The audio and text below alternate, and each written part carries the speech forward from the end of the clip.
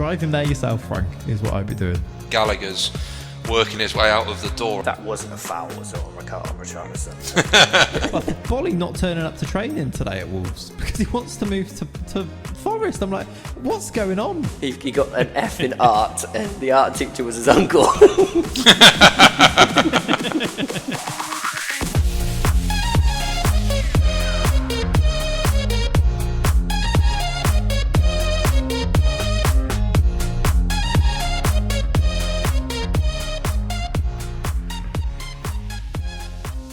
Hello and welcome back to Panenka Weekly, the surprisingly succulent football podcast. And today it's episode number 4, looking back at a record-equaling Premier League weekend. We just carried on. All right. That's staying the intro. In. That's not even getting edited. That one's staying in. And as you can hear, an unchanged lineup from us this week, as alongside me once again we do have Rory and we have, as you've just heard, Sean. Sean, how are you? Very good, thank you, Rich. How are you doing? Yeah, I'm good. I am absolutely feeling great, perfect, not rushed in to record this whatsoever. I feel like we're all struggling a bit today, aren't we? I went to Victorious yesterday, so I'm struggling a little bit. Rory was away in Birmingham and you've just had a 15-hour drive. Yeah, what is Victorious? I'm glad you asked that. Thank you, Rich. Victorious is a festival in Southsea, Portsmouth. As you know, I love my festivals. So it was quite good. It was nice and cheap. You know, there wasn't many people there. It wasn't claustrophobic at all. And I knew all the acts, so it was brilliant. Big into the music scene, aren't you? Vibing to Sam Fender, were you, Sean? Sam Fender was there. Yeah, I was going to say, I did see somebody else that was really that lives good. That way. It was really good, to be fair. Absolutely excellent. And as you've just heard there then as well, chiming in was, of course, Rory. Rory, how are you? Yeah, very well, thank you, mate. Very, very well. Enjoying the long weekend, as I'm sure many of our listeners are. And I guess I'm looking forward to getting into this week's football action. We get a double header, don't we, this week? We do. It is our first, I was going to come on to that, it's our first bit of change of speed for us because we've got our first midweek fixtures coming up this time around. So we're going to have to think about how we bring that in with our predictions and everything, but I'm sure we'll be able to navigate that. Do you want to tell us what you've been up to though, Rory? Yeah, I went to the 100 yesterday in Birmingham. Anybody that's not familiar, it's basically a domestic cricket tournament based in England and Wales, I suppose I should say. We've got a team as well, but yeah, really good fun. I'd highly recommend to anybody that's looking for a good day out that likes a sport other than football. Lovely stuff indeed. As always then, the agenda for today's episode, as we've done in the previous 3, is that we will start off by looking back at the previous weekend of Premier League action. I touched upon it. It was a record equaling Premier League weekend, wasn't it, Rory? Absolutely brilliant. Finally, we got something to shout about on this episode. Yeah, jumping ahead a little bit, but as you've probably already gathered, Rory and I are both Liverpool fans, and finally we've got something to smile about, and it won't be us moping about the recording for the whole time. But let's start. Let's go back. Let's think back to Saturday. There wasn't that much moping, to be fair. I think we did quite well with it. But yeah, we've won this weekend, so we're going to be much chirpier. Let's go back to Saturday and the early kickoff for our first game, and it was Manchester United away at Southampton and coming away with another win, a 1-0 in what was a pretty boring match, if I was to sum it up. What did you make of it, though, Tiggs? Yeah, exactly what you said. Poor match, really. United have the same problems that they've had all season. They just happen to win. I don't think they're out of their mire yet. They need someone up front. Martinez will still get found out by the bigger teams. I think they're still going to struggle. Yeah, Take the Martinez thing. Yeah, there you go. That's coming from a Villa fan. We'll come on to that later. Sorry. Yeah, I think the Martinez thing is an interesting point, actually. He's had, obviously, 2 very good games, hasn't he? But I think even before that in the Brentford game, you maybe saw that there is still maybe question marks about him. I think United fans seem to have taken to him quite well, though, in these past 2 games. Are they out of that mire? Is this a temporary thing? How will they get on when they go and play against a functioning team? I guess there's still some question marks, but a big turnaround from Ten Hag. The one thing I will say, is it's quite brave. I quite like that Ten Hag stayed with him. Stuck by his laurels and still played him, and he played well in the last 2 games, hasn't he? I think 2 man of the matches. I think he's rewarded him, and like Rich said a minute ago, I think fans really have taken to him. I mean, he's passionate, if nothing else. I mean, I'd probably say that as a very loose phrase, but I mean, he seemed to play a lot better on Saturday. I wouldn't have had any complaints if I, God, heaven forbid, I'm about to say it, if I was a Man United fan. I don't think, really you could fault much that he did on Saturday. I thought he was really good against Che Adams, who's a fair old handful at times, isn't he? Yeah, in good form at the moment as well, isn't he? As well, I think Martinez seems to have a bit of grit about him, a bit of housery, to leave the first part of that word out of it. And to be honest, if you think about everything that United lacked against Brentford, he's showing all those things that people were coming out and saying that. Do you remember when Hannibal came on against Liverpool and just started going around kicking people, and United fans were like, "Yes, that's what we need." Gary Neville was lauding it. It's not what they needed, but actually, it was contrasting everything that they didn't have, lacking all that fight, and he's shown a bit of fight and a bit of, the darker arts, which I think will help them. I think it will be useful. And they came away with that win, didn't they? Yeah, they do seem to. I think. What do you? I don't know if we've talked about it in too much detail, but what do you make of the whole Ronaldo on the bench thing? I think it's just poisoning the whole group at this point. He clearly wants to go. You never know what we hear, if that's correct, do you? But it seems pretty spot on from coming out the camp that he wants to go. He doesn't want to be there. He's on $500,000 a week. I think just for everyone involved, he has to go. Do you think the problem is... Sorry, do you think the problem here is that he doesn't have... Where does he go? Because if there was an obvious destination for him, I think he would have gone. But I think the problem might be that where does he go from this point? What team would take him on those wages? Well, that's the issue, isn't it? Maybe they're going to be stuck with him, yeah. I think the wages are more the issue. Yeah, I mean, he's a great player, isn't he? But at the same time, he's a short-term fix for whoever takes him. You look at some of the teams that maybe could take a punt on him. There's been talk of Sporting Lisbon for obvious reasons, but you're looking at maybe a secondary team in France. There's probably not really one. Maybe a secondary team like Dortmund in Germany. Again, I'm not sure I can really see it. He can't really go back to Spain because it'd have to be sort of Atletico Madrid or Barcelona. I don't think Real Madrid are going to have him back, and those two are never going to happen. It's like you're just really scratching around for where he could possibly go. Maybe an Inter Milan or something like that. Yeah, something like that. It's almost like he's just going to every Champions League team, see which one will take him. But like you said, you're paying, what is he, the second highest paid player in the world, probably? Or maybe third or fourth, but you're paying that sort of money for a player who, he's had the best career. He's brilliant. Everybody loves him, but he is a 37-year-old. Yeah. And he isn't what Erik ten Hag needs in this side right now, is he? He isn't going to run and press and do all those things. All the problems from last year, he's not that player. And already, it's not helping his cause that after ditching him, putting him on the bench, they've produced the two best performances that they've done in a long, long time without him. So, yeah, I think that's going to be one to watch for the end of the window. But I think we've talked about it, that really, I can only really see him staying because I don't know where he goes otherwise. Mm-hmm. That's what they were linked with Aubameyang. Sorry. That adds to the problems, I think. Not sure who's going to be the real answer. Yeah, I wonder how they'll use Anthony, obviously coming in now. Big money spent on him. Will that just be another one? Do they want those mobile forwards who can kind of rotate around them? Elanga, Martial, Rashford, Sancho, Anthony. Do they want that striker? Does Ten Hag want that striker? He's used them in the past with Aller at Ajax before, but does he want to go down the route of using like a false 90 type like he used Tadic before? But we'll see. I suppose we'll see. Definitely signs in the right direction from them though, with another win, even if it is winning slightly ugly. And I think Southampton can hold themselves a little bit unlucky in the way they've come out with 0 points from that one. The next ones, should we move through to our 3 p.m s then? The first one, we'll try and go through these quite quickly. The first one was Brentford drawing to Everton, a late equaliser from Brentford in this one, 1-1. What did you make of it, Rory? I think the main talking point is Everton, really, isn't it? That was a massive chance to get 3 points. I mean, they led for 60 minutes or something like that. I think it was sort of 20 odd minutes after Gordon scored his first non-deflected goal for Everton, and Brentford battled back and got the point. I think Frank Lampard would be very, very disappointed not to get the full 3 points there. I think Brentford would be fairly happy. It's an alright point for them, isn't it, really? But the worry continues for Everton. Yeah, the worries do continue for Everton. I was just looking at the stats on this one as well. It was 20 shots from Brentford, and I think there was a matter of time before they did get back into it and then eventually getting that late-ish equaliser, taking a point.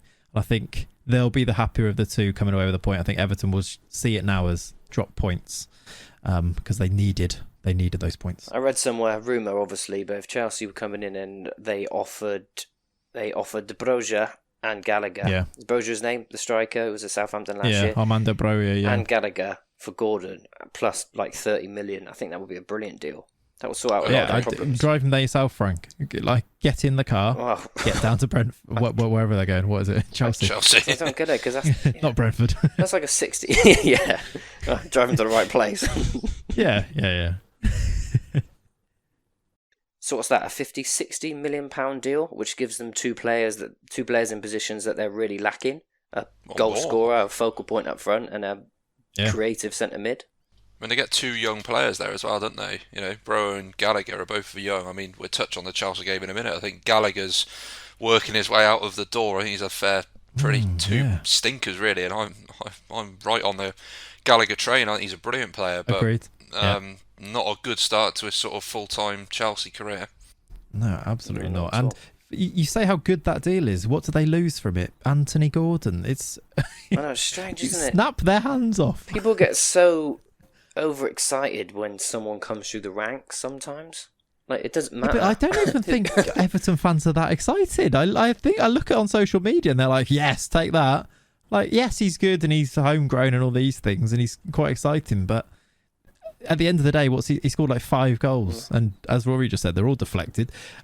Drive him there yourself, Frank. What is what I'd be doing. What do Chelsea get from it? Yeah, absolute madness. The next one. Now, this one I think I'm excited for this. Yeah, I'll let you just go with it. It's Brighton 1, Leeds 0, and we can all sit on our thrones of confidence. After all, I think we all called a 1-0 here, or at least Brighton wins here, right? And we've had Ren in the comments as well on YouTube smugly saying, well, I'm going to laugh when Leeds win this one, and you're all wrong. But no, we were right. We are the experts. So take that, Ren, 1986. But no, this is such good fun. Thank you to him for commenting and getting involved, because how fun is that? I think it's quite rare that we all think of the exact same result, but for once we were all spot on. Poor Ren, the one time he stuck his neck out. Yeah, he's a Leeds fan. I will say that as well. Is Ren. I love him. My new second team Leeds, aren't they? So, I wanted them to win.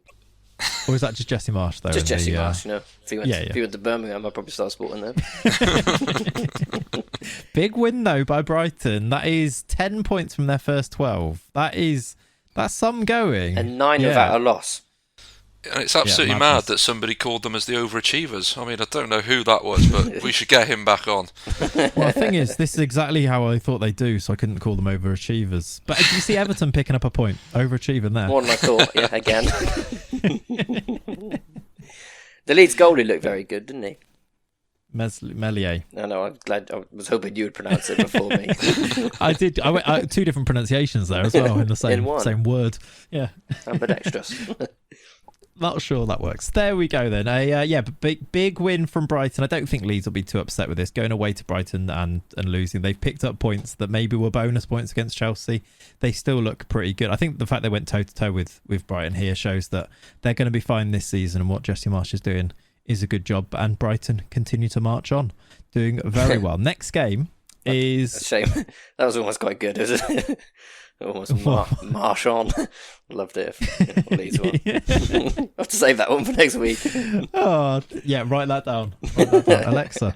I don't know why I've said Alexa. I don't know what she's going to do about it. Next game is Chelsea. Now, we touched upon it before with the Conor Gallagher thing. Chelsea have got themselves a 2-1 win here at home to Leicester, despite Gallagher being sent off in the first half. Was it 28 minutes? It was. He was sent for a second yellow.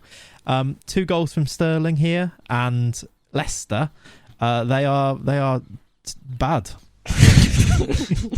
That's accurate. I think that's perfectly accurate. They are bad.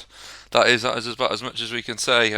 Chelsea fans will be happy, won't they? Sterling got a couple of goals and assists from the 2 fullbacks, wasn't it? I think Cucurella and Reece James got the assists, and it's a massive win, really, considering how bad they were against Leeds. And then I think Chelsea fans would have been fearing the worst half an hour in when they're down to 10 men. So, big win. They were under the cosh a little bit as well, with the red card, and I think they've managed it quite well. Actually, they've done well to come away with the win here. Sterling, I think, obviously the bright spark. I think he's been Chelsea's best player so far this season, and maybe, just maybe, they're working out a little bit of a link between them up front there, because we still worry, I think, about where are the goals going to come from. Maybe the answer is Raheem Sterling. Hopefully. I like Raheem. So a couple of goals will help him. Especially when you come into a new club. It's not always easy. I mean, he's from London, isn't he? But still moving to a new place. Effectively moving to a new place. You got to get settled in. I don't think it's as easy as people sometimes make out. And he hasn't played too badly, has he? So a couple of goals really help him. Yeah. Big 3 points as well, I think, for Chelsea. Back on track. They've been a bit patchy, haven't they, so far? So, yeah, we worry, though, I think, about Leicester. Rock bottom of the Premier League now. Will Rodgers be the first to go? Will Steven Gerrard be the first to go? But we'll come to that later on in after the one we've been waiting for, really, Rory. Talking about Raheem Sterling getting a couple of goals. Liverpool got a couple of goals, didn't they? 9-0 at home to Bournemouth. I'm going to let Rory talk about this one. It was just so enjoyable, wasn't it? I mean, I tuned into Gillette Soccer Saturday on Saturday, obviously, and I was just thinking, just an early goal, just settle us down with a nice early goal, and we didn't have to wait too long. Was it 3 minutes? Luis Diaz scores. I felt like a genius because I brought Harvey Elliott into my FPL team this week. That was about the only bright spark for my FPL team this week, but we'll leave it at that. He scores after 6 minutes, gets his first senior goal, and everything just looks brilliant. It's a strange one, wasn't it, to see 9 goals and none from Salah, which is maybe another conversation. But did you captain him? Because I did. Yeah, I did. Yeah. I looked at Haaland and I thought, no, I'm going to stick with Salah. I'm going to go with Liverpool's main man, because I thought it is about time that we hammered somebody, and I thought maybe he'd pitch in with a couple, but sadly wasn't to be. Roberto Firmino was just the player of the week. I mean, what a performance by him, and it was just great vibes, wasn't it? We just really, really needed that, and I don't know about you, Rich, but I thoroughly enjoyed Match of the Day on Saturday night. Yeah, much nicer, and as I talked about earlier, a lot less moping around on Saturday after that one. 9-0. And I've got a few facts actually about this game. Did you know that was the first time the Liverpool have had 2 teenagers on the score sheet in a Premier League game? Carvalho and Elliott, as you talked about before, which I think is nice. Bournemouth did make that slightly easier for them though, and actually Bournemouth have now conceded more goals than Chelsea did in 2004, 2005. I saw that, and that is just a mental stat, isn't it? How is that true? That is mad. Do you know the best part about this is that, ironically, in that season where Chelsea conceded so few was the only full season that Scott Parker completed as a Chelsea player, and he was the manager, conceded 9 on Saturday. Brilliant. It was embarrassing, wasn't it, from Bournemouth, if you're looking at it from their point of view. I just don't get how you stop, even at 2, 3, 4, 5, half time, whatever it was. I would not want to concede more. I would just want to stop it. But they weren't trying at the end. They just weren't putting in tackles. They went to a back 4. They went to a back 4 for the game, though, which is, it seems to make no sense considering, I guess, I don't know, maybe they were trying to do the whole go for it thing, but they just lacked any quality, didn't they? And in hindsight, it seems like a crazy move, but yeah, you're right. It felt like every time Liverpool went forward, they were going to score, and most times they did. Yeah, and maybe there's a few things going on behind closed doors. Parker came out and slated his board for lack of sign-ins, didn't he, in the press, which I always think is a strange place to do it. It makes him look a little bit petulant now, I think, and that makes the environment, puts it in a bit of danger of falling right into the abyss with that big loss. You also think the players that hear that, they must be going, Christ, he doesn't fancy us a lot, does he? If he's moaning that they haven't got many bodies through the door. Yeah, it's never a good Maybe they're sign. Sat there going, we did just lose 9-0 though. I can see why he doesn't fancy us. But I remember once I might need 1 or 2. I played for County. Me and my mate Josh played for County. Both played left wing, and the manager gave us a lift home, and he was just talking in great depth about how excited he was about the team, and he said, all we need is we just need to find a good left winger. There's only me and Josh in the car. Cheers. Yeah, I've had that before. Literally after game, if only we could have a striker that could score some goals. I'm sat there like, that'd be great. Yeah, agreed. We could go home and stream. Yeah, horrible. Did you see, my favourite part about that game was just how patronising that shot of when Jurgen Klopp just went and put his arm around Scott Parker on the side. I think that was taken out of context a little bit. Like, It he's not definitely that was, big a but- dick, is he? He just wanted a bit of a feel of that £700 cardigan that Scott Parker's been parading around all season. Yeah. That is the only time a Premier League manager has conceded 9 goals whilst wearing a cardigan. That is a fact. Is it? I'm going to double check that one. Right, yeah, no, I checked. Hassan Hootel didn't have a cardigan on. I think I might have had a gilet, actually, thinking about it. So maybe that's a different fact. Well, I'll check my sources on that one. But yes, Liverpool very much back to winning ways. And as you can tell by how happy we are, it's a much nicer studio to be in this week. To record in a studio. We've gone big budget after 4 episodes, and we're sat in our Well, little you know, recording yeah. studio. Yeah, one day. In that game, Liverpool did break a Well, we're not sequence done, are of we? conceding first. No. You've ruined my link here. Sorry. In that game, you will do it again. In that game, Liverpool did break a sequence of conceding first in their previous 7 Premier League games. But actually, going into the next game here, Manchester City winning 4-2 against Crystal Palace. They've actually now, in after this game, gone 2 goals down in 4 of their last 6 games. But the thing about it is that they've not lost any of those 4 games either. Again, we talked about it in previous episodes. Manchester City's fighting back ability, bounce back ability maybe is better, is something to behold. They don't die, do they? No, but what do you read into that stat? Are they so confident in their ability now that they're just going to score more no matter what happens? Have they started really slow? Or is there a weakness that the rest of the Premier League can go at? That's a really good question, because I think it really, you can read into it both ways, can't you? You can look at it and go, well, you can get at them, you can score goals against them. And I think on a different day, and maybe this is the Liverpool tinted glasses I'm using, but on a different day, Haaland could have been sent off for the high foot, couldn't he? Maybe, I think it was the right to be disallowed, but the one that got rolled out by Edison. Like, Palace could have gone 3-0 up, whether they deserved it or not. And actually then we're talking about a completely different story. Then finding the strength inside to come back from 3-0 down is still that little bit different than 2-0. We might have seen a different picture, but you're right. You can think of it in 2 ways. Is it just they think they're good enough, they're going to come back, no panic, fine? Or is it actually a bit of a chink in the armour that other teams can get at? What do you reckon, Rory? Yeah, it's a tricky one, isn't it? I mean, City are just an absolute machine. I think that the problem is for teams is they're just endlessly good, aren't they? They go for 90 minutes. Despite what you say about Pep and the amount he spends and all of this other stuff, they are a team that never knows when to lie down. Yeah. I mean, I admire it. I think it's such a great attribute to have, isn't it? I mean, you can't teach the aptitude that some of those players have in the City camp. You can, for all the ability they've got, and obviously Pep's got them extremely well drilled, they are just so good when they're behind. Winners. Yeah, they are. Yeah, it's a winning mentality, isn't it? It's just, I don't know if you can read too much into it. I always think when you play Man City, it's got to be 0-0 after 15-20 minutes, otherwise you are potentially in for a pasting. And now we've seen that even if you're 2-0 up after 10-15 minutes, you're still not home. 15 minutes you're in for a pasting. Yeah. Yeah, hat-trick from Haaland as well. Just scary proposition, isn't he? That's 6 in his first 4 Premier League games now. I think he's the best player in the world at the moment. It's difficult to argue, I think. That we are maybe lacking. We've moved aside the Messi, Ronaldo dominance, haven't we? That maybe there is a space there. I think if this sort of form continues, I would be hard pressed to argue with that statement. Do you know why I think he's so good? You get, there's been lots of good strikers over the years, and they all sort of have their niche.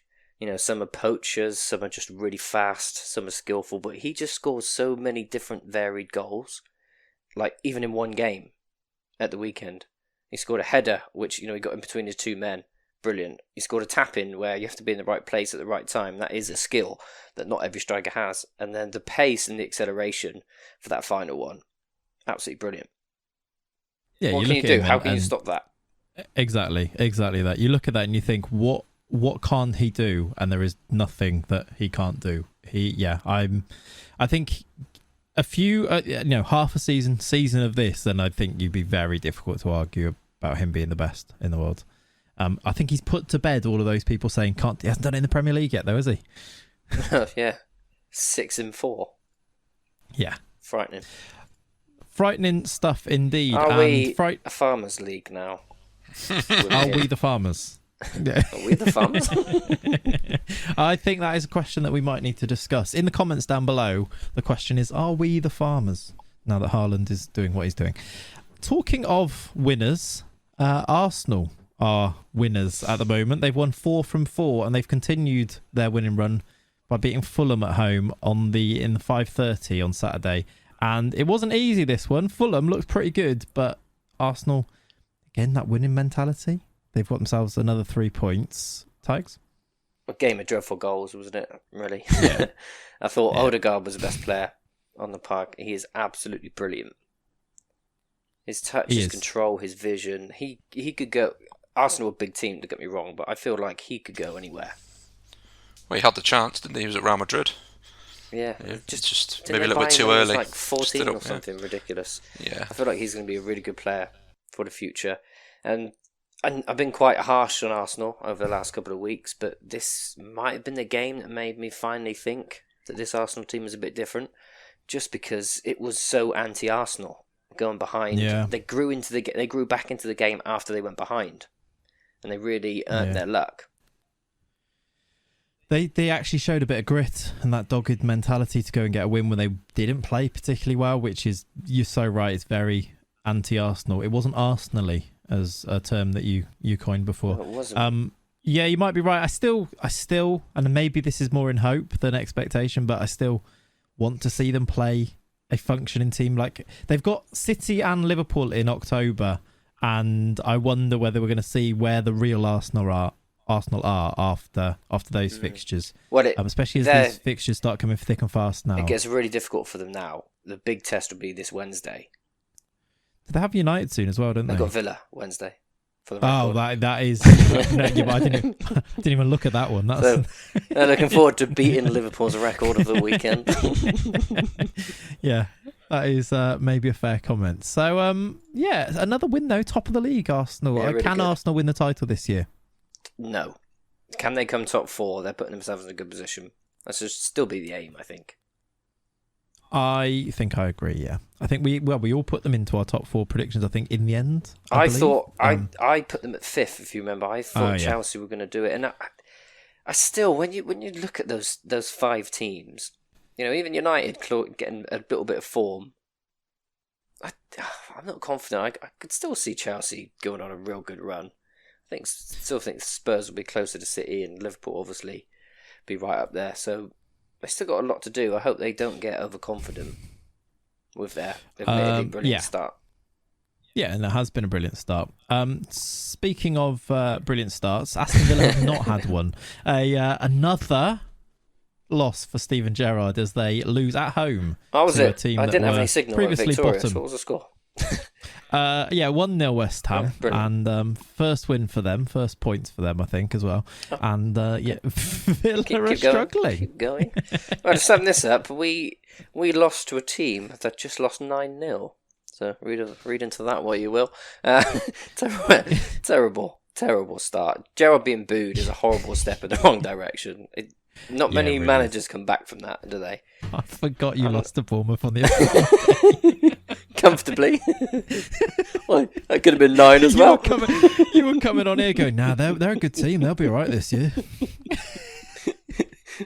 Top 6, definitely. But I got a good question for myself. Are these Villa players not as good as I think they are, or are they just underperforming? Because I just don't know anymore. I thought we had a really good starting lineup with some nice strength in depth. I just don't know anymore. Yeah, well, my genuine question to you was going to be, why are they struggling as much as they are struggling? What has gone wrong at Villa? Because as you say, you go through that team. Goalkeeper Martinez, I think, is good. You got Cash and Digne, pretty good, right? I know you were missing Mings in this game, but Mings previously was a bit of an issue. No Carlos as well. You had Chambers and Konsa, I think, at centre back in this game. You look at John McGinn, functioning Premier League footballer. Boubacar Kamara signed in the summer. Douglas Luiz, I think, was one of your better players on the day as well. Coutinho, Ings, Watkins. That isn't a team that that you'd look at and go, that's weak. You'd look at that team and go, there's quite a lot of decent players in there, and then strength in depth off the Tell bench. me one of those players are in form. I think that's a problem. We need to play with wingers. We've got great wingers. Bailey needs a run in the team, and Coutinho Why is he not needs having a run. Now. It's just because he tries to fit, and we've spoke about this every single week on this podcast. Some managers have good players, and they create a formation to fit the good players in, and that's what Gerrard's doing, and I think it's a mistake. We need to pick a formation which fits the squad, and then pick the best players in each position, and if a very good player loses out because of that, then so be it. I would play with wingers. I would play, Buendia as well. He's been so much better than Coutinho when he's played, and I don't really like Ings and Watkins together. But didn't Buendia come in for the game before this, and Coutinho was out, and now he's flip-flapping between them and going between... I swear Bailey started games, now he's not starting games. It's hard to get a run of form when you're in and out and you don't really know what's going on. And Coutinho's he follows a real pattern, doesn't he? He was excellent when he came in. I think he started quite well for Barca, he started quite well for Bayern, and then he just disappears. He's a confidence player, and he's a very patchy player for sure, definitely. But again, he needs to play himself. I don't know if Phil Coutinho is a player that will thrive in a team that is struggling, and I don't think he's ever been that. And at this point, Villa are struggling, and like you say, it seems to me that Gerrard is just grasping at straws all over the place. It's like, actually, Buendia, no, let's put Coutinho, then Buendia back in, then Bailey in, then Bailey out. I'm not sure it's filling me with confidence, and I can't imagine how it's filling you with confidence as a Villa fan. But it's players like Jacob Ramsey. I was going to say, like, players like Jacob Ramsey was absolutely fabulous last season. He can't even get in the starting lineup now. It's just what's happened to these players in the space of sort of 6 months. But you think Gerrard's had a big pre-season.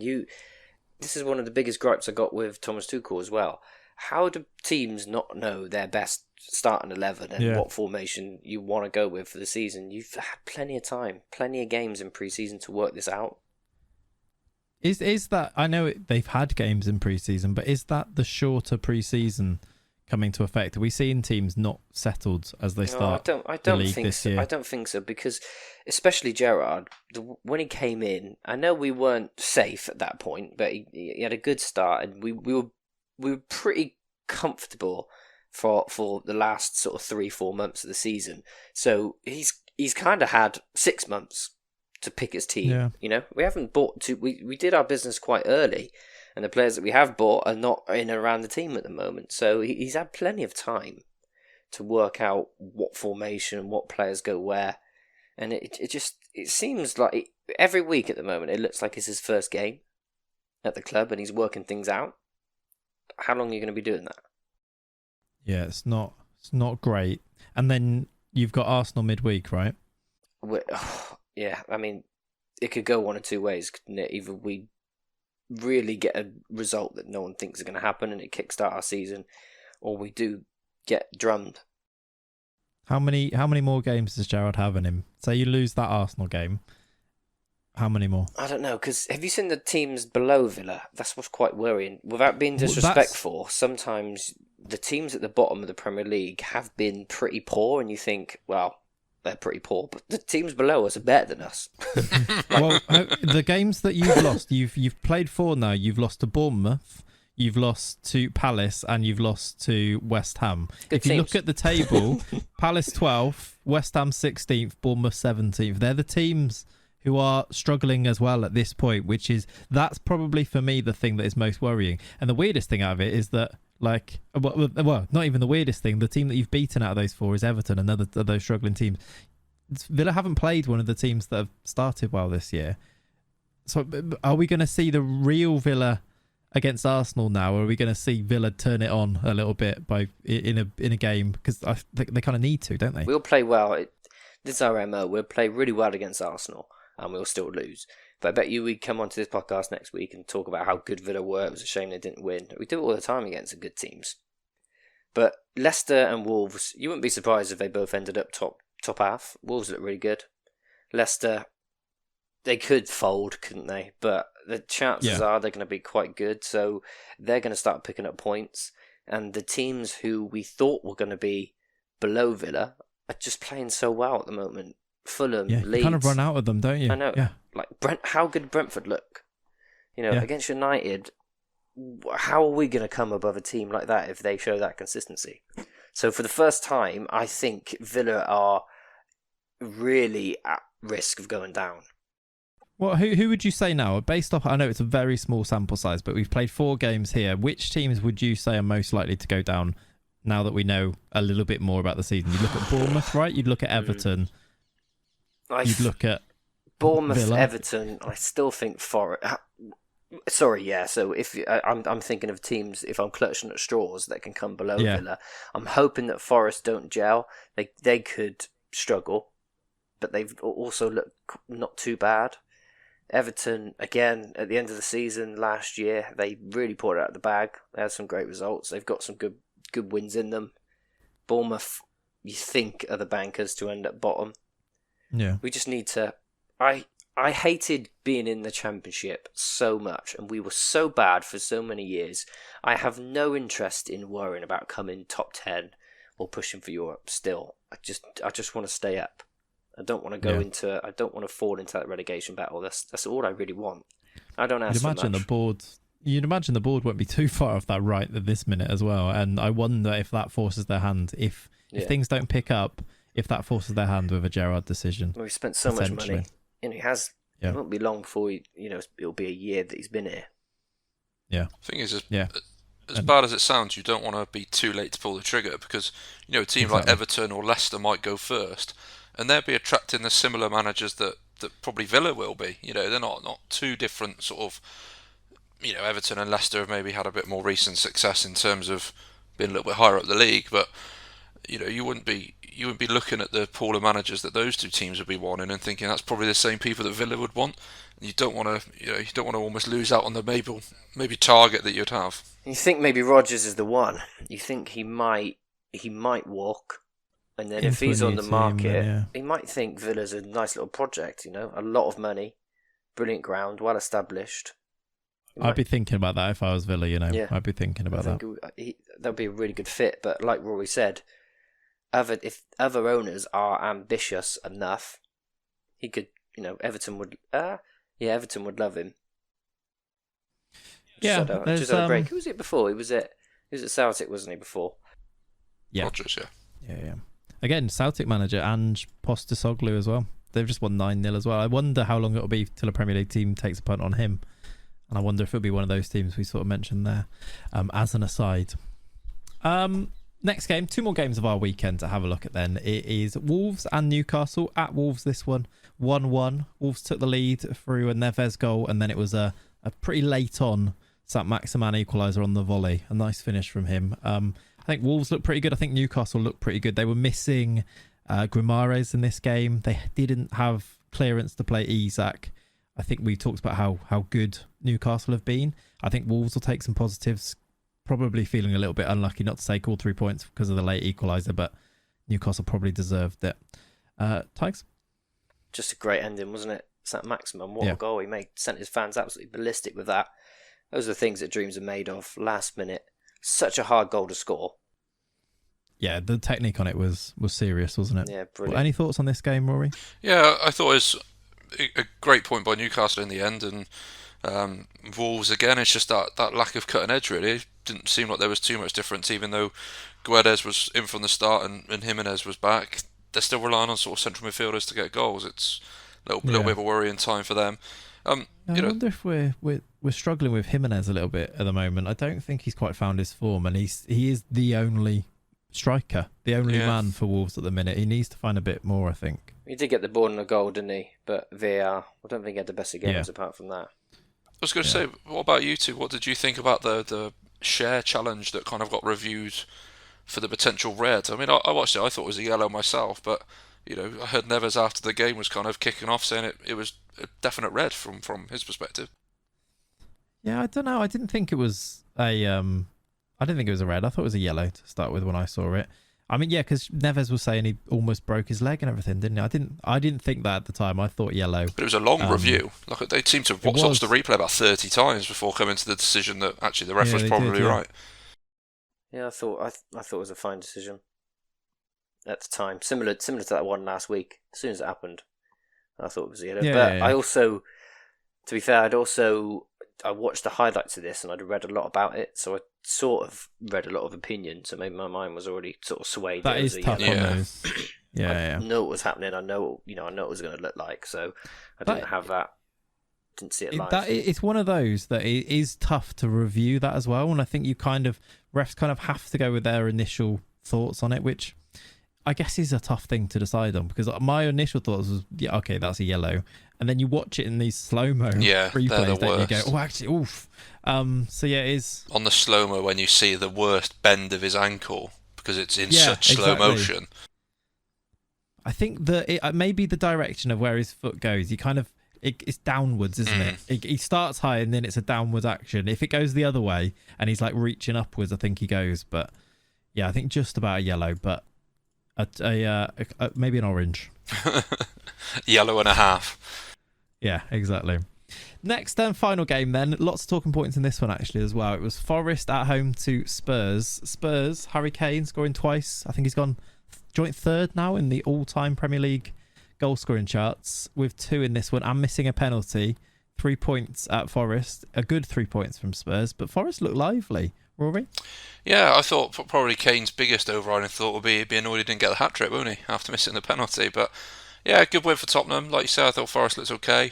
They're still going to take a bit of time, aren't they, to really become that solid 11, and making more positive signings. They've just signed the right back on loan from Atletico Madrid, which Ryan Lodi left back, and they've also, I think they're in for Bolly today as well. Their 19th signing of the summer. I mean, just coming from left field as well, some of these signings, aren't they?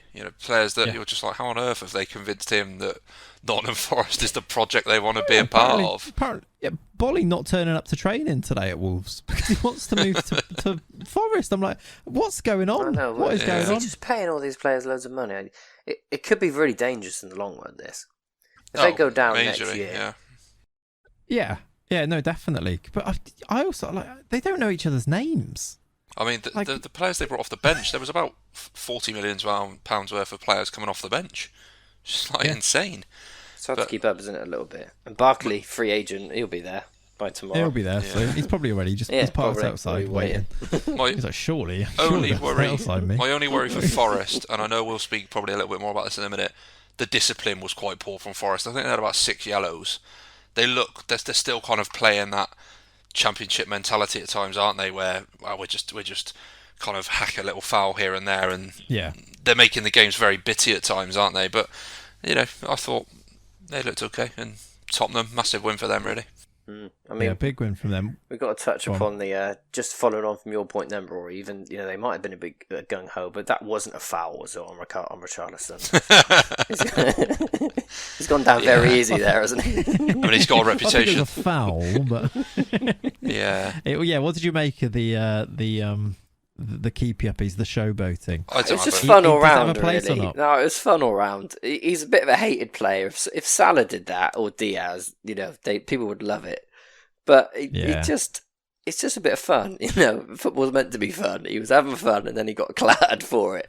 So it was all right all round, really. My favourite part about it is that he does those little keepy ups, and then his 4-yard pass is terrible, straight to the Forest player. Like, you're showboating, you've passed it to them, and then he gets the ball back and gets clattered. It is why is he showboating there? It doesn't make sense. He's just a dick.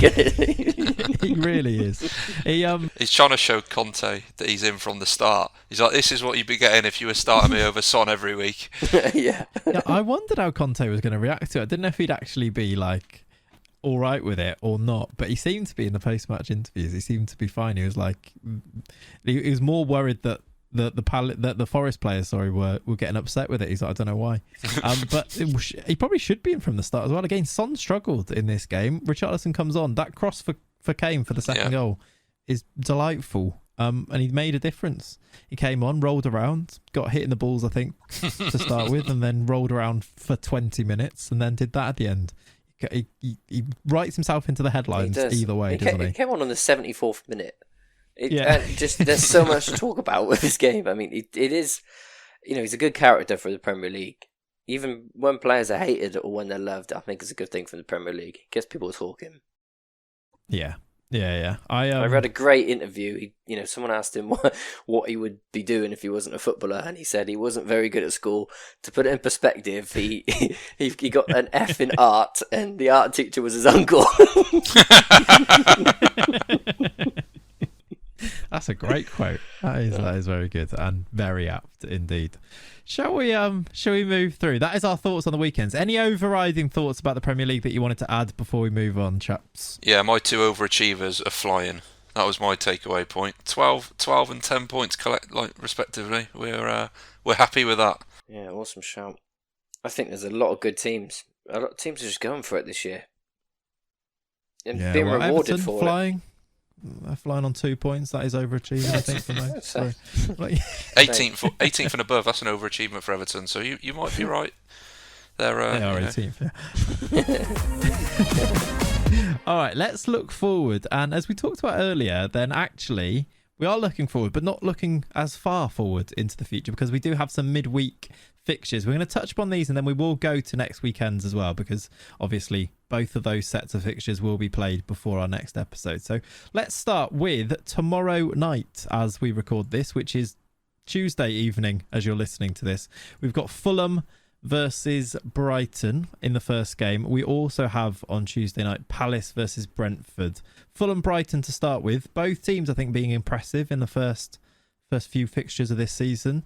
Are we thinking that Brighton continue their run, and do you think Fulham pick up the points here, Rory?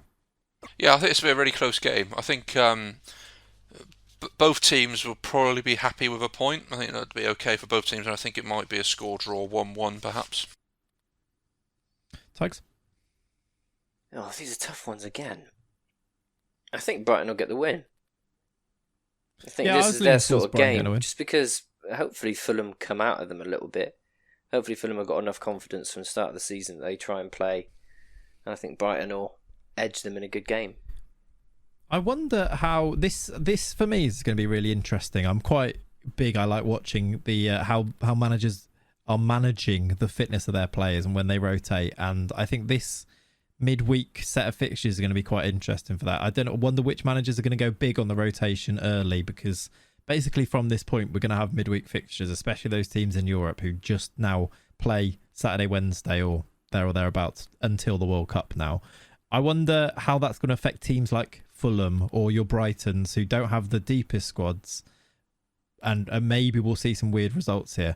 With that in mind, I'm still going to say that Brighton win this one. I think 1-0. Yeah, that is a really good point. I think it will affect teams moving forward. Yeah. Next, the other game we mentioned, sorry, Rory, I was going to say, do we actually have a prediction from Sean there rather than Brighton edge it? Yeah, come on, put a score on it. Mitrovic will score again. He's on fire. I'm going to put him in my dream team, if I don't forget. Brighton 2-1. 2-1, nice. Palace Brentford then, bit of a London derby this one at Palace. Rory. Yeah, I prefer Palace a lot more when they're at home compared to sort of away from home. That atmosphere, especially on a midweek game. I don't know whether Zaha's back. I'm not too sure. That would make a big impact, I think, for them. Despite how decent they look going forward, I think that he is a big miss when he doesn't play. I think he's doubtful, I think, for this one. Yeah, still. Again, this is another... It's so many of those results so far this season. I've said we wouldn't be surprised for any of the three outcomes, and this one applies again. I could see it being again score draw. I'm going to say 1-1 again.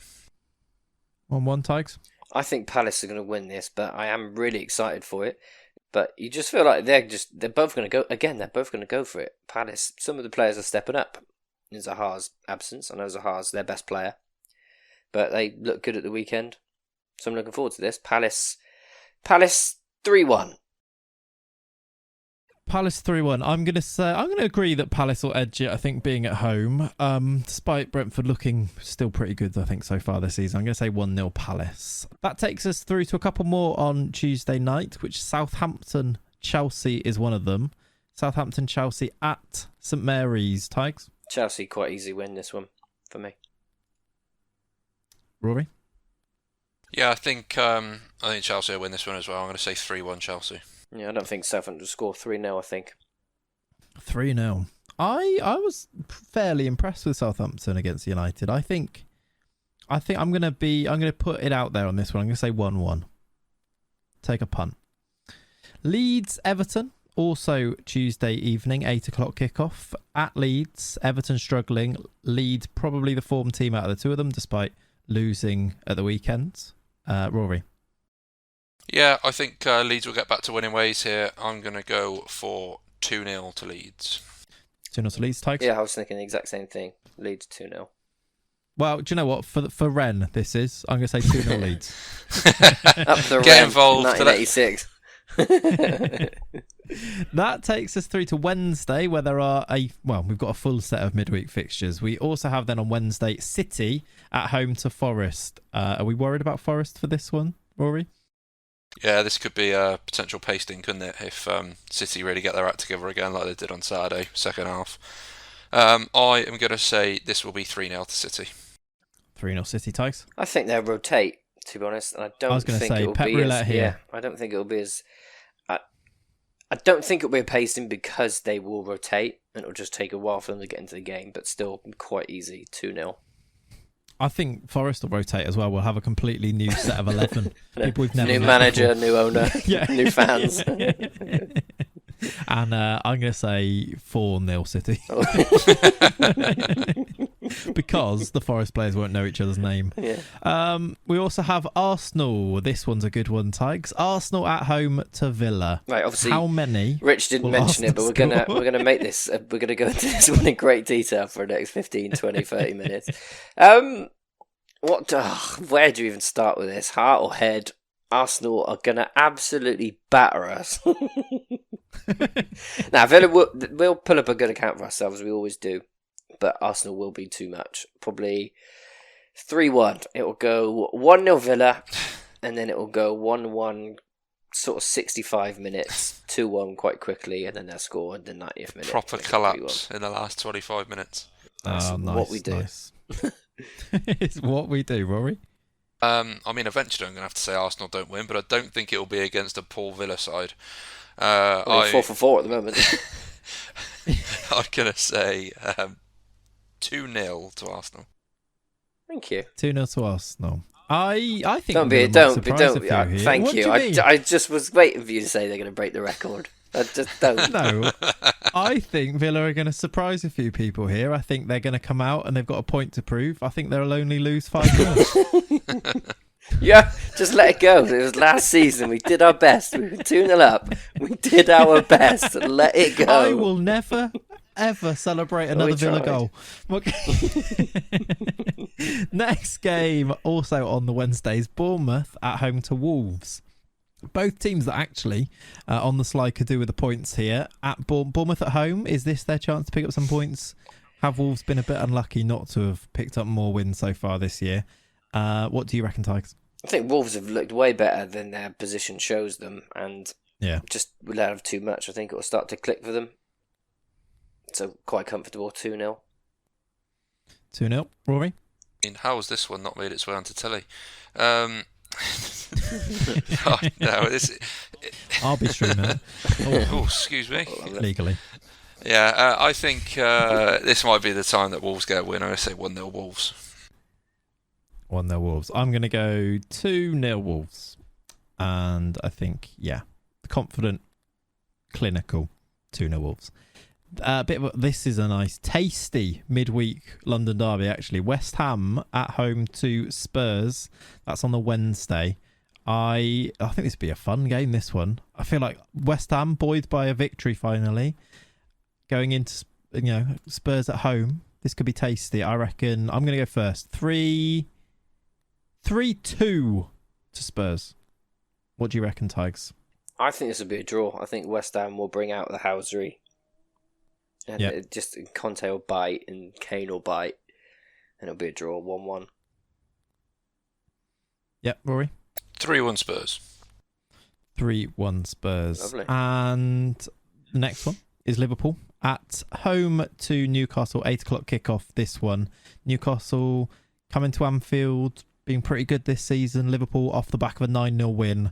I'm going to say 1-0 Liverpool. I don't think it'll be as easy as maybe some people might think. What do you reckon, Rory? I think it'll be a bit closer than some people think. Well, I do think Liverpool will definitely have enough to win, and I am going to say it'll be 2-0 to Liverpool. 2-0. Tigers? I think we're going to respectfully see Liverpool do Newcastle quite easily, but in that I mean Newcastle will come out of them and try it. Okay. I just think Liverpool have too much and it'll probably end up being a 3. Yeah, well, I can see that too. I think Newcastle will be brave. It's a bit of a free hit, this one, isn't it? We saw it against City. I kind of hope we do see that. I think that's where you'll see the best of Liverpool as well. But sometimes teams thrive in that, don't they? So if Newcastle got something, I wouldn't be too surprised. And Newcastle going to have Bruno back for that game? Because I think he'll make a big difference. I'm not sure. Next, and the last midweek one is the Thursday game, which is between Leicester and Manchester United. At Leicester, United 2 wins on the bounce now. Leicester are rock bottom of the Premier League. Can they stop the United title charge here? Rory? I mean, is there any better time really to be playing Leicester in probably about the last 10 years than this week? Yeah. They just look shocking, don't they? United, buoyed by their last couple of results, they might edge this one out. Be quite a close game. I think it might be 2-1 to United. 2-1 to United. Tigers? Yeah, Leicester have had quite a tough start, haven't they? I think this will be their moment. I think they will get they won't win, but I think they'll get a draw here. It's been their moment. This is going to be their moment. Finally, we're going to see they won't win. Point. But they'll get a point. Decent point. Nice. I'll get them going, wouldn't it? Yeah, no, to be fair, it would get them going. It would maybe slow down the United thing as well, which I wouldn't be too adverse to seeing. I think United might get another win. I think Leicester are really struggling at the moment. I could see Leicester doing something here, but I think the most likely outcome is that we see United maybe nick a 1-0 or something like that for me. Rory, did we get yours on that one? Yeah. I said 2-1 to United. I was first to go. Well, you did. Perfect. That then takes us through to next weekend. Slightly more predictions to do than usual this time, but we'll continue through. Let's look ahead past these midweek fixtures. I suppose really our predictions here would be heavily influenced by what we find out in the midweek games, but let's go ahead twice here. And the first game of next weekend on Saturday is the Merseyside derby at Goodison, Everton, Liverpool. I'll go to Rory. What do you reckon? It'll be interesting because Darwin Núñez will be back, won't he, for this? He'll be back in the squad. He will, yeah. Obviously, I can't imagine his start. I mean, Firmino was brilliant on Saturday, and agreed. It's not going to be straight back into the side, but be good to have him back when you look at maybe the bench that Liverpool are still having for the last couple of games. Yeah. This would be nice, wouldn't it? Send Frank on his way by pasting Everton. But yeah, I think Liverpool will keep the momentum going and edge a fairly tight game 2-1. I think it'll be a tight game. I think it'll be a fiery game. I think Everton, well, we've seen some of these Goodison derbies have been a bit fiery. There is no Richarlison in this one, so maybe that helps things. Thank God. Yeah, I'm going to go, let's say Liverpool sneak a win. I'm going to say 2-1. Tigers, what do you reckon? I think this will be easy for you. Everton have just looked really poor. They have, yeah. I don't think they'll break you down at all. 3-0 Liverpool. Nice, I would take that. Next game's Chelsea, West Ham at Chelsea, Stamford Bridge. Tigers? God, some tasty games, aren't there, in the next couple of days? There are, yeah. Deja vu, but I think there's going to be a bit of Hauser here. I like we're using this Housery term a lot. I like it. But I'm just going to copy and paste when I do the editing to the Tottenham game. But Thomas Tuchel's going to lose his rag. Sterling's going to get sent off 1-1. Like it. Rory? Yeah, I guess this will be heavily influenced by what we've seen midweek, won't it? Yeah, defo. Yeah, really, this is a bit of a harder one to predict, isn't it? A little bit further down the line, because these are two teams that are really in sort of a bit of a transition phase, aren't they? The last couple of games, it's interesting one. I think this might be a Chelsea win. I'm going to say 2-1 to Chelsea. 2-1 Chelsea. Did I predict? I'm not sure. I'm going to go 1-0 Chelsea. And let's move through to a few more on the Saturday. Let's go quick fire with a couple of these here because, again, you are correct. It's going to be heavily influenced by what we see in midweek, isn't it? We can only really talk about what we know from this previous week's. It'll be totally different when it comes Thursday. It'll be completely different. We've changed our minds on so many teams already just doing these podcasts, so we will see. But let's go quickly through. Spurs Fulham, Rory. 2-0 Spurs. Tags? Took the words out of my mouth, 2-0 Spurs. I'm going to say 2-0 Spurs. Newcastle Palace. There's an echo in here. There's an echo in it. Sorry, that one was Newcastle Palace you wanted there, Quates. It was, yeah. God, this is a tough one. Score draw 1-1. Score draw 1-1, Tykes. This is a tough one. I think is it just me, or these are a lot tougher than years gone by? Yeah, Every game seems to be. I think Newcastle have too much here. I think Newcastle get the win 2-1. 2-1. I was going to say 3-1. I think Newcastle are good, and I think Rory, you touched upon it about Palace seem to be better at home rather than on the road. I think going to St James's is a tough ask. So 3-1. Brentford Leeds. There's a bit of spiciness about this fixture usually. At Brentford. Tigers? Oh, I got a back. What's his name? 1986. Yeah. Feel sorry for what we did to him. Oh, I always back Jesse. Leeds will go marching on. Leeds will go marching on with a draw. Yeah, a draw thing. And that is sitting on the fence. This one's very hard to call, but I think a draw will be the way it'll go. Rory? Yeah, agreed. 1-1. I'm going to say 1-0 Leeds. See, hear that, Ren? Wolves Southampton at Wolves. Tigers. I haven't been very nice to Southampton this year, and it's going to carry on. Wolves 1-0. Wolves 1-0, Rory? Yeah, I think he might be right there. I think it might be Wolves 1-0. And I'm going to go Wolves 1-0, just to mix it up a little bit, I think, on this one. Do I think that? I really wanted to. Whenever you do the same one, I would just want to copy and do the same thing because it went so well this week with the Brighton Leeds one. But I'm going to say, I think Southampton have been better than I expected them to be. I'm going to say 1-1. No, I'm not. I'm going to say 2-1 Wolves. I've changed 3 times. Bloody hell. 2-1 Wolves. Final choice. I've written all of that one means so much, but I've written all of them down, Clay. So you've got a chance at 3 different results. 2-1 Wolves. Forest. Here's 2 promoted teams. Have we had 2 promoted teams play each other yet this season? I'm not sure we have. Forest Bournemouth though. Tigers. I can't see Bournemouth doing anything against anyone apart from Villa. Forest. Oh, I don't think it'll be comfortable. I don't think Bournemouth will score. So 1-0 Forest. Yep. Rory. Yeah, Christ, this is again, can't believe this one's not on TV. I'm going to go for a score draw, 1-1. Christ, there'll be a lot of score draws this weekend. Yeah, I'm going to go 2-0 Forest for this one. Can I just jump in, Rich? You can, of course. I just want to get the first point here. So Sunday's games, Brighton. Why did you jump in there? I just think Leicester are really struggling and Brighton are just going to carry on marching. All right then. Go on then. Aston Villa 0, Man City 12 would be a decent result. No, I just pray they don't batter us, please. You know, if Arsenal do us by a lot and City do us by a lot, we could be bottom. I didn't quite realise how after your first 4 games there, the next 2 were Arsenal City. That puts Villa in a really tough situation.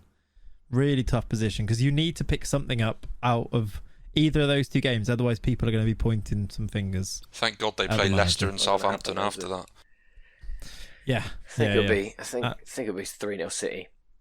3-0 City. I think fairly similar. I'm going to say 3-0 City. I think I agree.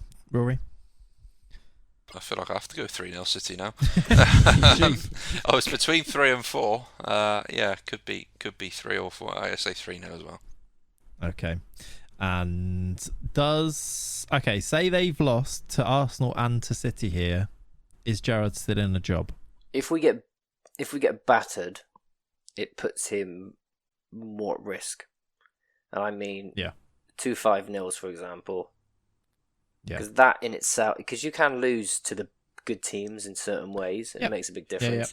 If we put up a good account for ourselves in both games and we lose by a single goal or 2 goals, and you can see the progress, then he'll be okay. He won't be any worse off. But if we do get pinged, then there could be some hard conversations to have. I think that puts him within a couple of games of losing his job at that point. Yeah, I pretty much agree. Rory, what do you reckon? Do you reckon he stays or after those results? Or It's hard, isn't it? It's yeah. I mean, it's not 2 games that you want to be playing from the 2 of the most in-form teams in the country. Yeah, I mean, you're 6 games in by that point, and there's been no real signs that they're going to be doing a lot this season. I would be really worried. But maybe you give him, like I say, they do then play Leicester and Southampton, which are 2 yeah. more winnable games. Maybe you give him the first 8 and you assess after 8. Do you give him those 2 games, or do you say these are must-win games now? Do we need to make the change early? It's when you pull the trigger, isn't it? I think it's too early for that. I think it's a bit too I early. I agree. I think I agree with what you say. It's the manner of these games here, because I think you can lose both of these games and actually feel like you've turned a corner still. Yeah. Because maybe you've performed well in both of them and you've seen a few signs and you start to work out your best 11 and things. You can get You confidence can still from it. lose both games. Yeah, definitely. I always think All five losses on the trot, and then it's time to go. I don't think you can survive that as a team for Villa who are trying to push on. Because if you're losing 5 on the trot, you got a real good chance of going down. Yeah, that's when we pulled the plug last year. Sorry. Yeah, no worries. On to the Sunday games. We've got Brighton at home to Leicester in the first one, and we've talked about Brighton being very good. We've talked a lot about Leicester not being very good. Will it continue to be that way, Rory? Yeah, I think it may well be. I mean, Brighton are a team that probably aren't going to hammer many teams because they just don't have the firepower maybe up front. But I think this will be another win for sure for Brighton, and I'm going to say 1-0 Brighton. 1-0 Brighton, Tags? I think it'll be a bit easier. 3-0 Brighton. 3-0 Brighton. I'm going to say 1-0 Brighton. I don't think it'll be that easy. I'm still waiting for Leicester to turn that corner, which maybe it won't happen, but maybe they'll make it a little bit more difficult in this one. Final fixture. And we talked about how good these fixtures are coming up. We've got Manchester United versus Arsenal on Sunday at 4:30. I'm looking forward to this one. I think it's going to be a big test, a bit of a marker to see how good either of these teams are at the moment. Because we talk about how good Arsenal have been. Have Manchester United turned a corner, playing each other? I'm quite excited for it. What do you reckon, Tags? I think Arsenal. Just see you say something, don't you? You say something, and then it makes you think. I just think Arsenal stack up really well against this Man United team. How good Arsenal are going forward, and how good they are in not necessarily the final third, but not right at the top. I think just that attacking Man United CDM sort of area, Odegaard. I think he's going to cause a lot of trouble there. That's where the game will be won, and I think Arsenal will be comfortable. Actually, I think 2-0 Arsenal. Okay, comfortable. I see. I like it. Rory? Yeah, I think Arsenal may well edge this one. So hard. I'm going to go back on that. I think this might be a draw. I think both teams will be right up for this. Like you say, it's a real measuring stick for both of these teams, isn't it? To see quite where they're going to be. And I think this will be a draw. I'm going to go for a thriller, 2-2. 2-2. I'd quite enjoy that if it was that. I'm going to say that I think a draw as well. I'm going to go 1-1 for this one.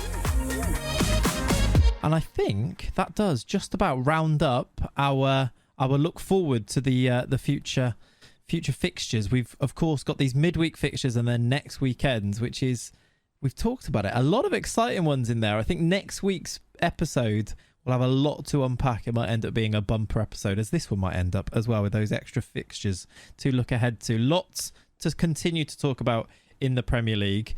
But Rory, you've got a question to finish up on, haven't you? Yeah, this was a really fun one that if you're listening, maybe a time after I've asked a question to pause, give yourself a little bit of time to think. But somebody actually sent me this on Friday night. So the question is, through the first 3 game weeks of the Premier League, there has been 5 players that still play with their shirt tucked in. Can you name those 5 players? So I know one straight off the bat here, because I can picture it definitely. Remember, he's definitely got to have played in the first 3 game weeks, Rich, because I named some. All right. Okay.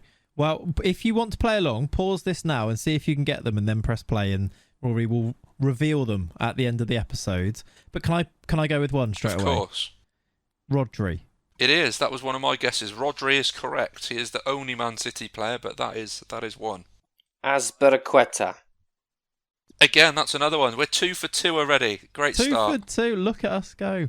Tierney. I won't lie to you. When Kieran Tierney, he that's did another play. one. We are 3 from 3. We're absolutely flying here. How many are there? Tierney 5? definitely does, doesn't he? There's 5, There's yeah. 5, yeah. If you need a little clue, then I can say that the last 2, there is one player from West Ham and one player from I was gonna say Wolves. Noble, but he doesn't play, does he? Noble definitely would have done. Yeah, he would have. Is Is it Jimenez? It's not Raul Jimenez. It's not, no. Neves? It's not Neves, no. You got to think about how you see more short. That's what I think. How Rodri, you see a lot of short on him. So one from Wolves, one from West Ham. Yeah, I think the one from West Ham I would never have got, but I was kicking myself when I heard the one from Wolves. Kicking yourself. It won't be someone like Collins or something, will it? No, that was my guess actually, Rich. Was it? Yeah. Because you just strikes yourself, centre half. He's going to be the kind of player that maybe plays old school with the shirt tucked in. So maybe it's not. Maybe it's not a centre half, and maybe Antonio. No. It is Adama Traore from Wolves. Oh, yeah, that makes sense. No, of course he does. Less shirt to grab hold of, with the greased arms. Oiled up. Yeah. And the West Ham weren't so foul. It's not so foul, no. That was my pun. When It you is. said you would never have guessed it. Yeah, no, it's the keeper, Fabianski. Oh, is it? There you Which go. is one you typically don't think about, a keeper with sort of the shirt tucked in. I mean, great question. clearly you don't think of Enjoyed anyone that. really having the shirt tucked in. That's why there's No, only don't. 5 Literally. players. Yeah, that's a good. I'm going to be. People are going to be keeping an eye out for that now. We can be on For every- shirt Do I play tucked with my watch. I think I played you- my shirt tucked in. I usually did because they were always massive. Do you know when like you're playing growing up? Like you don't buy specific sizes for people, do you? And you'd always have a massive player playing, so you'd always have to buy massive shirts. Those so mine OPFC was shirts we used to restricted. play in, they were ridiculous. Oh my word! Honestly, like a dress. Very good. That got me thinking. Actually, I need people to be looking out for any players playing with their shirts tucked in. And if you see them, you need to tweet us with confirmation, with proof. And Rory, you're going to keep a running total of how many players do. That's where. That's how we're going to finish every episode, maybe. I will do. Maybe not. I will do. But yeah, I Love think it. though that is where we will end today's episode. Thank you very much for listening once again. What an enjoyable number 4. episode that was, guys. Thank you very much. It was, wasn't that was it? good fun. It was indeed. We will continue to do this with episodes coming out every Tuesday, looking back at the Premier League action, looking ahead to Premier League action, and the wider world of football too, with some Champions League games coming up soon. But thank you very much for listening. Make sure you do subscribe on YouTube if you've listened over there, and maybe even go and leave us some reviews if you're listening on Apple Podcasts, for example. Thanks for listening. We'll see you next week. See you later, everyone. Bye bye.